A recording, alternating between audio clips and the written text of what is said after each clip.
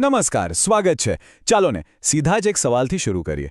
આપણે રોજ ચા તો પીએ જ છીએ, પણ ક્યારેય વિચાર્યું છે કે ચામાંથી પેલી ચાની પત્તીઓ કેવી રીતે અલગ થાય છે? અરે સાવ સિમ્પલ છે, ગરણીથી. ખરું ને? આ તો આપણે બધા લગભગ રોજ કરતા હોઈએ છીએ. પણ અહીંયા જ તો મજા છે. આ જે નાનકડી રોજની ક્રિયા છે ને, એની પાછળ એક મોટો વૈજ્ઞાનિક સિદ્ધાંત છુપાયેલો છે, જેને કહેવાય છે પદાર્થોનું અલગીકરણ. અને બસ આજના આ વિશ્લેષણમાં આપણે આ જ સમજવાના છીએ. આપણા રસોડાથી લઈને મોટી મોટી લેબ સુધી આપણે વસ્તુઓને શા માટે અને કેવી રીતે અલગ કરીએ છીએ એની આખી વાત. તો આપણી આ સફરમાં આગળ શું શું છે? સૌથી પહેલાં તો એ સમજીશું કે ભાઈ આ બધી વસ્તુઓ અલગ કરવાની જરૂર જ શું છે. એ પછી હાથથી જ થઈ જાય એવી કેટલીક એકદમ સરળ રીતો જોઈશું. પછી પાણી અને બાષ્પનો શું જાદુ છે એના પર નજર નાખીશું. અને છેલ્લે થોડા મજેદાર કોયડા ઉકેલીને જોઈશું કે આપણને કેટલું સમજાયું. તો ચાલો શરૂઆત કરીએ આપણા પહેલા સવાલથી.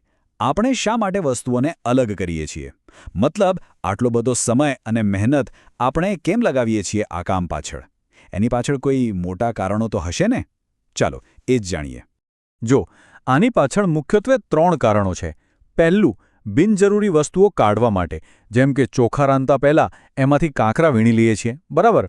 બીજું, નુકસાનકારક વસ્તુઓ દૂર કરવા, જેમ કે પીવાના પાણીને શુદ્ધ કરવું જેથી કોઈ હાનિકારક તત્વો અંદર ન જાય. અને ત્રીજું, ક્યારેક તો બંને વસ્તુઓ કામની હોય છે, જેમ કે દહીંમાંથી માખણ અને છાશ. બંનેને અલગ કરવા પડે કારણ કે બંને ઉપયોગી છે. સારું, તો હવે વાત કરીએ કેટલીક એવી રીતોની, એવી ટેકનિક્સની જેનો ઉપયોગ આપણે સદીઓથી કરતા આવ્યા છીએ. અને મજાની વાત તો એ છે કે ઘણીવાર આપણને ખબર પણ નથી હોતી કે આપણે વિજ્ઞાનનો જ ઉપયોગ કરી રહ્યા છીએ. સૌથી પહેલી અને સૌથી સીધી સાધી રીત છે હાથથી વીણવું. રસોડામાં દાળ કે ચોખા સાફ થતા જોયા જ હશે. બસ એ જ છે આ. આ પદ્ધતિ ત્યારે જ કામ લાગે છે જ્યારે અશુદ્ધિ, મતલબ કે પેલો કચરો આંખે દેખાય એવો મોટો હોય અને જથ્થો પણ બહુ વધારે ન હોય.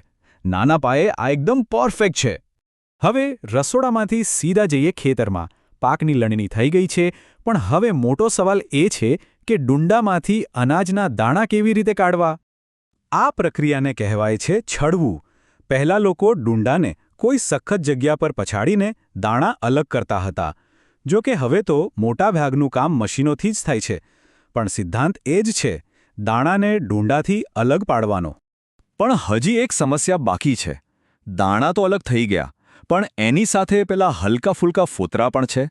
એનું શું કરવું? અહીં કુદરત પોતે જ મદદ કરે છે. આ પદ્ધતિને કહેવાય છે ઉપણવું. આમાં બધો ખેલ વજનનો છે. મિશ્રણને થોડી ઊંચાઈએથી નીચે નાખવામાં આવે એટલે પવન શું કરે? એ હલકા ફોતરાને ઉડાવીને દૂર લઈ જાય અને ભારે દાણા સીધા નીચે ઢગલીમાં ભેગા થઈ જાય. છે ને કમાલ?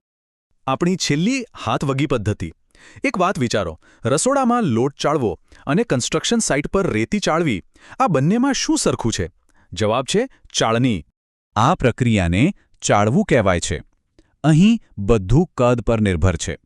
જે નાના કણ હોય એ ચાળણીમાંથી નીચે જતા રહે અને મોટા કણ ઉપર રહી જાય. એકદમ સરળ અને એટલું જ અસરકારક. ચાલો, અત્યાર સુધી તો આપણે સૂકા ઘન પદાર્થોની વાત કરી, પણ જો મિશ્રણ પ્રવાહી હોય તો? ધારો કે ઢોળું, માટીવાળું પાણી છે, એને કેવી રીતે સાફ કરશું? અહીંથી વાત થોડી વધુ રસપ્રદ બને છે. આના માટે આપણી પાસે 3 સ્ટેપની એક પ્રોસેસ છે. પહેલું છે નિક્ષેપણ. આમાં કંઈ જ નથી કરવાનું. બસ મિશ્રણને શાંતિથી પડી રહેવા દો. એટલે શું થશે? માટી અને રેતી જેવા ભારે કણ ગુરુત્વાકર્ષણને કારણે ધીમે ધીમે તળિયે બેસી જશે. બીજું સ્ટેપ છે નિતારણ. હવે તળિયે બેઠેલા કચરાને હલાવ્યા વગર ઉપરનું જે ચોખ્ખું પાણી છે એને ધીમે રહીને બીજા વાસણમાં લઈ લેવાનું. અને જો એકદમ શુદ્ધ પાણી જોઈતું હોય તો ત્રીજું અને છેલ્લું સ્ટેપ છે ગાળણ. આ પાણીને ફિલ્ટરમાંથી પસાર કરી દો એટલે નાનામાં નાના કણ પણ ગળાઈ જશે. સારું, આ બધું તો ઠીક હતું, પણ હવે અસલી પડકાર આવે છે. એવી વસ્તુને કેવી રીતે અલગ કરશો જે દેખાતી જ નથી? જેમ કે પાણીમાં ઓગળી ગયેલું મીઠું. એ તો પાણીમાં એકદમ ગાયબ થઈ જાય છે. તો પછી એને પાછું કેવી રીતે મેળવવું? આનો જવાબ છે બાષ્પીભવન. આ એક એવી પ્રક્રિયા છે જેમાં પ્રવાહી ગરમીથી વરાળ બનીને ઉડી જાય છે. અને આ જ પેલી ઓગળેલી વસ્તુઓને પાછી મેળવવાની ચાવી છે. જ્યારે પાણી વરાળ બનીને ઉડી જાય છે ત્યારે એ પોતાની પાછળ પેલી ઓગળેલી વસ્તુને છોડતું જાય છે. અને આનું સૌથી મોટું અને શ્રેષ્ઠ ઉદાહરણ છે દરિયામાંથી બનતું મીઠું. દરિયાના પાણીને મોટા મોટા છીછરા ક્યારામાં ભરવામાં આવે છે. પછી સૂર્ય પોતાનું કામ કરે છે. એની ગરમીથી બધું પાણી ધીમે ધીમે વરાળ બનીને ઉડી જાય છે. અને પાછળ શું બચે? શુદ્ધ સફેદ મીઠું, જેને ભેગું કરીને આપણા રસોડા સુધી પહોંચાડવામાં આવે છે. ચાલો, હવે આપણે લગભગ બધી મુખ્ય રીતો જોઈ લીધી. તો હવે સમય છે એ જોવાનો કે આપણને કેટલું યાદ રહ્યું. થોડા કોયડા ઉકેલવા છે. ચાલો જોઈએ. તો પહેલો પડકાર. ધારી લો કે એક મિશ્રણ છે જેમાં રેતી, મીઠું અને લોખંડનો ભૂકો ત્રણેય ભેગા થયેલા છે. આને કેવી રીતે અલગ કરશો? થોડું વિચારો. આમાં એકથી વધુ પદ્ધતિ વાપરવી પડશે. ચાલો ઉકેલ જોઈએ. સૌથી પહેલાં તો ચુંબક ફેરવીશું. એટલે બધો લોખંડનો ભૂક્કો ચુંબક પર ચોંટીને બહાર આવી જશે. સરસ. હવે બાકી રહ્યું રેતી અને મીઠું. હવે શું કરીશું? એમાં પાણી નાખીશું. પાણી નાખવાથી મીઠું ઓગળી જશે, પણ રેતી તો ઓગળશે નહીં. એટલે હવે ગાળી લેવાનું. ગાળવાથી રેતી અલગ થઈ જશે. અને છેલ્લે જે મીઠાવાળું પાણી બચ્યું છે એને ગરમ કરો. પાણી વરાળ બનીને ઉડી જશે અને વાસણમાં રહી જશે શુદ્ધ મીઠું. થઈ ગયા ને ત્રણેય અલગ. અને હવે છેલ્લો સવાલ. ફરી પાછા રસોડામાં. જ્યારે દૂધમાંથી પનીર બનાવવામાં આવે છે ત્યારે કઈ પદ્ધતિ વપરાય છે? યાદ કરો, ઘન પદાર્થને પ્રવાહીમાંથી અલગ કરવો. જવાબ છે ગાળણ. એકદમ સાચું.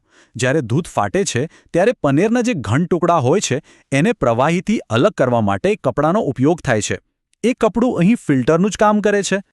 તો આના પરથી એક વાત તો સાબિત થાય છે કે વિજ્ઞાન કંઈ માત્ર મોટી મોટી પ્રયોગશાળાઓમાં જ નથી હોતું.